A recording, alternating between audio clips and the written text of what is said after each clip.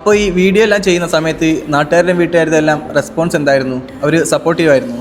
അങ്ങനെ ചോദിച്ചിട്ടുണ്ട്. ഞാനിപ്പോൾ ആദ്യം പറഞ്ഞല്ലോ, ഈ ആക്സിഡൻ്റ് ഒക്കെ ആയ സമയത്ത് ബെഡ് റെസ്റ്റിൻ്റെ സമയത്താണ് ഞാൻ വീഡിയോസൊക്കെ ചെയ്യണത്. പള്ളിയിലൊക്കെ പോകുമ്പോൾ, നാട്ടിൽ ടൗണിലൊക്കെ ഇറങ്ങുമ്പോൾ നാട്ടുകാരൊക്കെ ഇതാ വലിയ വ്ളോഗർ വരുന്നുണ്ട്, സ്റ്റോറി ടെല്ലർ, മോട്ടിവേറ്റർ, അങ്ങനെ ഓരോ ആൾക്കാരൊക്കെ പേര് പറഞ്ഞിട്ട് നമ്മളെ കമ്പയർ ചെയ്തിട്ടായിരിക്കും കളിയാക്കലൊക്കെ ഉണ്ടായി. ഇപ്പോൾ കൂട്ടുകാരാവട്ടെ, കുറേ കോടിക്കണക്കിന് സമ്പാദിച്ചു, എന്താ ഇതിൻ്റെ ഇപ്പോഴത്തെ അവസ്ഥ, എന്താ ബാങ്ക് അക്കൗണ്ടൊക്കെ ഉണ്ടോ, എത്ര കുറേ ബാങ്ക് അക്കൗണ്ടൊക്കെ ആക്കിയോ, പിന്നെ കുറേ ആൾക്കാർ ഫേസ് നോക്കിയിട്ട് തന്നെ ആൾക്കാർ മുമ്പിൽ എന്ന് പറയും, ഇതൊക്കെ നിർത്തിയിട്ട് പോകണം വെറുതെ നാട്ടുകാരെ പറയിപ്പിക്കാനായിട്ട്, അങ്ങനെ എന്തൊക്കെയോ പറഞ്ഞായിരുന്നു. പിന്നെ നമ്മൾ അവരെ ബോധിപ്പിക്കാൻ വേണ്ടിയിട്ടൊന്നല്ലല്ലോ വീഡിയോ ഇട്ട് തുടങ്ങുന്നത്. ഇപ്പോൾ ഞാൻ മനസ്സിലാക്കിയെടുത്തോളം നമ്മളെ ചുറ്റിലുള്ള 99% ആൾക്കാരും നമ്മളെ ഫെയിൽ കാണാൻ, നമ്മളെ തോൽവി കാണാനായിരിക്കാം അവരൊക്കെ നമ്മളെ കൂടി കൂടിക്കുന്നത്. ഇപ്പോൾ ചങ്ങായിമാരാവട്ടെ, നമ്മൾ കാരണക്കുണ്ടെങ്കിൽ അവർ ചിരിക്കും അല്ലേ.